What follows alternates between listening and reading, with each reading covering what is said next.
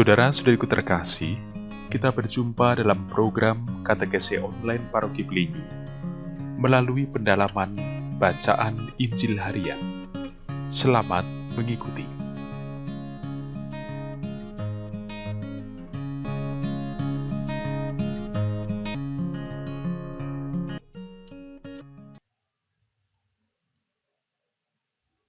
Pewartaan Sabda Tuhan dikutip dari Injil Matius pasal 23, ayat 23 sampai 26.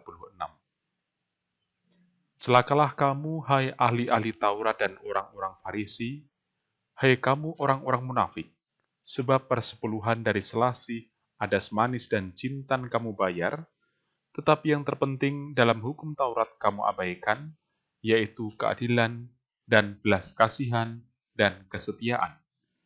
Yang satu harus dilakukan dan yang lain jangan diabaikan. Hai kamu pemimpin-pemimpin buta, nyamuk kamu tepiskan dari dalam minumanmu, tetapi unta yang di dalamnya kamu telan. Celakalah kamu, hai ahli-ahli Taurat dan orang-orang Farisi, hai kamu orang-orang munafik, sebab cawan dan pinggan kamu bersihkan sebelah luarnya, tetapi sebelah dalamnya penuh rampasan dan kerakusan. Hai orang Farisi yang buta, bersihkanlah dahulu sebelah dalam cawan itu, maka sebelah luarnya juga akan bersih.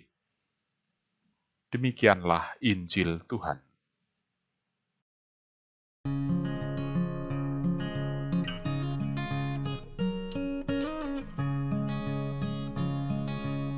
Saudara-saudara yang dicintai Tuhan, kita diajak mempersiapkan batin kita agar dapat merenungkan firman Tuhan yang akan diwartakan pada hari besok, yaitu dari Injil Matius, pasal 23, ayat 23 sampai dengan 26.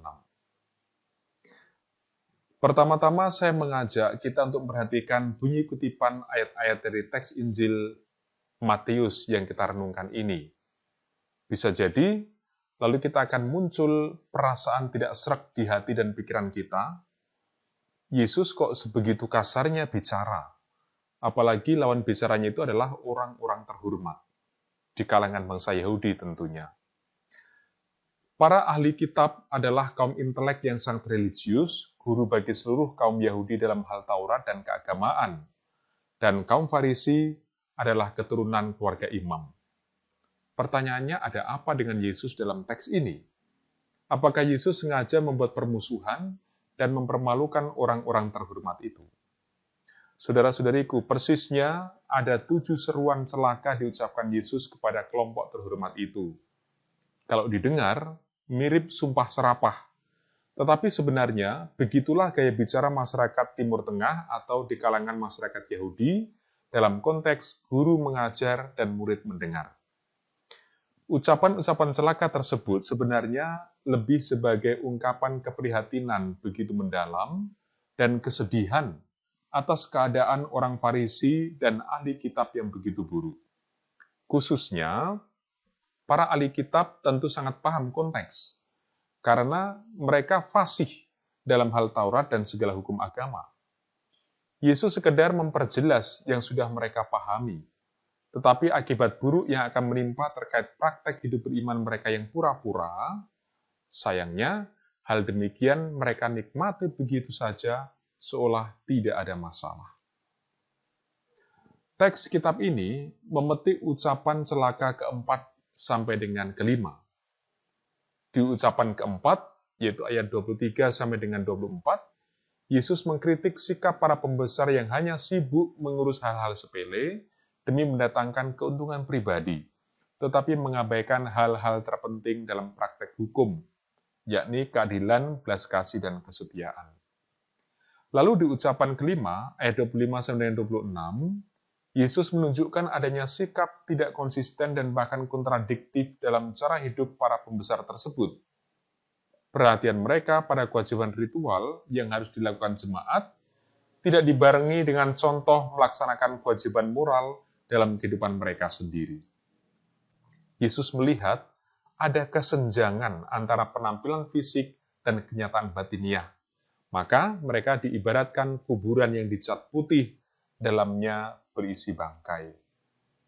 Saya merasa untuk konteks kita saat ini, ada 3 pelajaran penting yang bisa dipetik dari teks ini. Pertama, menjadi seorang murid Yesus itu bukan soal kehormatan atau prestise di depan manusia, tetapi keberanian menyangkal diri atas segala dorongan demi kepentingan atau ambisi pribadi, tanpa peduli nasib orang lain. Kedua, tidak ada pilihan cara lain untuk memurnikan kemuridan atau iman kita, kecuali harus berani terus mengoreksi cara hidup berdasar nilai keadilan, belas kasih, dan kesetiaan. Dan yang ketiga, seorang murid Yesus harus sadar pentingnya integritas, kesesuaian antara yang diucapkan dengan perilaku, antara sikap beriman dengan perlakuan pada sesama. Saudara-saudariku terkasih, semoga setelah merenungkan firman Tuhan ini dan pesannya, lalu kita juga menyadari barangkali ada sesuatu dalam kaitan dengan cara bicara kita, perlakuan kita, pertama-tama terhadap anggota keluarga. Apakah itu mengungkapkan integritas atau hanya sekedar kamuflase atau untuk menutupi kelemahan pribadi kita. Semoga kehidupan Anda bersama dan keluarga diberkati oleh rahmat Allah yang Maha Kuasa, demi nama Bapa dan Putra dan Roh Kudus. Amin.